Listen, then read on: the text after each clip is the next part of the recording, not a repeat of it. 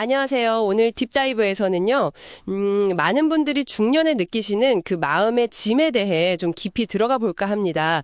저희가 받은 자료들을 보니까요, 이런 감정의 원인부터 상당히 구체적인 관리법까지 나와 있더라고요.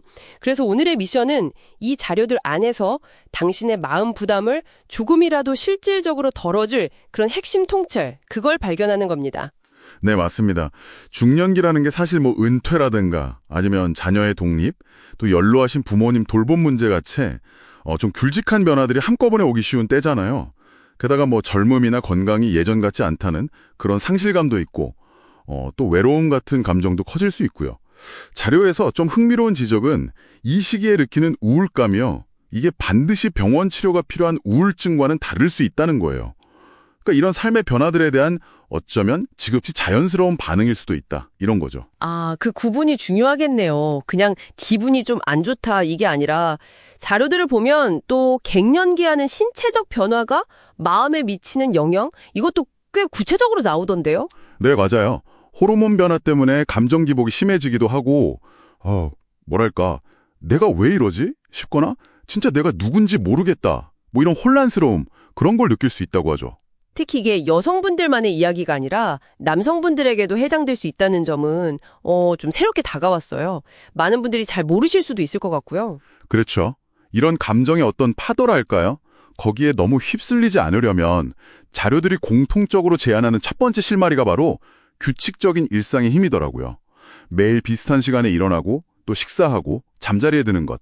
이게 되게 단순해 보이잖아요. 네, 그쵸. 기본인데. 근데 이게 혼란스러운 마음에 어떤 닻을 내려주는 효과가 있다는 겁니다. 자료에 나온 사례 중에 아침 6시에 딱 일어나서 차 한 잔 마시면서 라디오 듣는 거. 이 소박한 습관이 하루를 버티게 하는 큰 힘이 됐다는 이야기도 있었어요.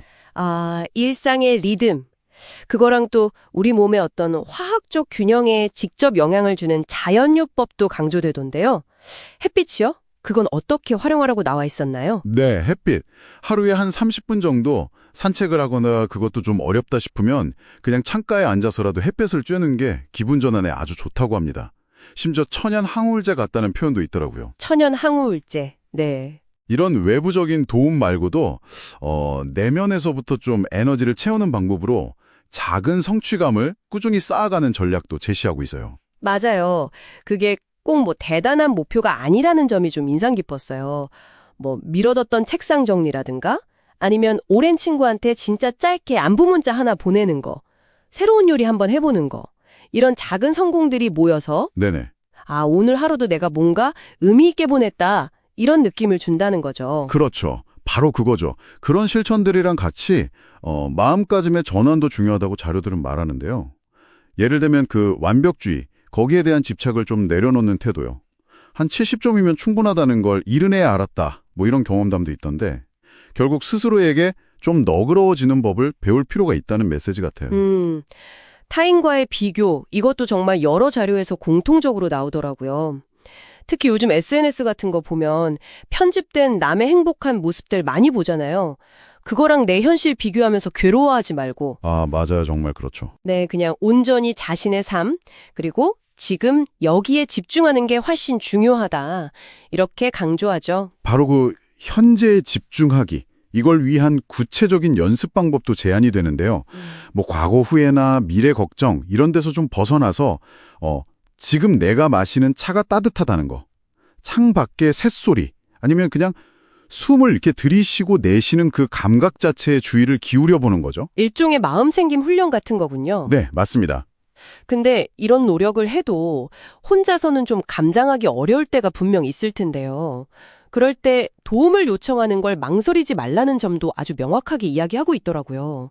어떤 신호가 있을 때 어디에 도움을 청하면 좋을까요? 보통 우울한 기분이 한 2주 이상 계속하거나 잠을 잘 못 자거나 식욕이 너무 없거나 너무 많아지거나 뭐 이런 식으로 일상생활에 좀 뚜렷한 어려움이 느껴진다. 그러면 전문가의 도움을 고려해 볼 필요가 있다고 해요. 가까운 보건소나 정신건강복지센터도 있고요. 아니면 뭐 신뢰할 수 있는 상담기관이나 종교 지도자분들도 계시고요. 선택지는 다양합니다. 근데 정말 중요한 건요. 나 힘들다 이렇게 가까운 사람한테 솔직하게 털어놓는 것만으로도 이미 치유의 첫걸음이 될 수 있다는 점이에요. 아, 도움을 구하는 게 약해서가 아니라 오히려 지혜로운 선택이라는 거군요. 그렇죠. 그 외에도 자료들을 보면 당장 해볼 수 있는 스트레스 관리법들도 꽤 있던데요. 뭐 깊은 호흡 같은 거요. 4초 들이마시고 4초 참고 4초 내쉬고. 네, 그런 호흡법도 좋고요. 또 매일 감사한 일 몇 가지 적어보는 감사 일기 쓰기 같은 것도 도움이 된다고 하고요. 감사일기. 지금 당신이 느끼는 그 어려움이 뭐 비정상이거나 그런 게 아니라 자연스러운 과정의 일부일 수 있다는 것. 그리고 영원하지 않다는 믿음을 갖는 것. 이게 중요한 것 같아요. 계절이 바뀌는 것처럼 마음의 풍경도 변할 테니까요. 네, 자료들은 공통적으로 당신이 이미 많은 것을 이겨내온 그런 강인한 존재라고 당신 자체로 정말 소중하다고 이야기하고 있더라고요. 오늘 저희가 나눈 이야기들, 뭐 햇볕 쬐기, 작은 성취 만들어보기, 심호흡, 따뜻한 차 한 잔 마시기 같은 것들, 이런 작은 행동들부터 한번 시작해 보시는 건 어떨까 싶습니다. 네, 이 모든 어떤 방법들을 쭉 살펴보면서요. 이게 단순히 문제를 해결해야 해. 이런 걸 넘어서서 인생의 이 특별한 시기를 통과하고 있는 나 자신에게 건네는 다정한 행동이다. 이렇게 생각해보면 어떨까요? 그런 의미에서 오늘 당장 당신이 기꺼이 받아들일 수 있는 단 하나의 작은 변화는 무엇일지 한번 생각해보시면 좋겠습니다.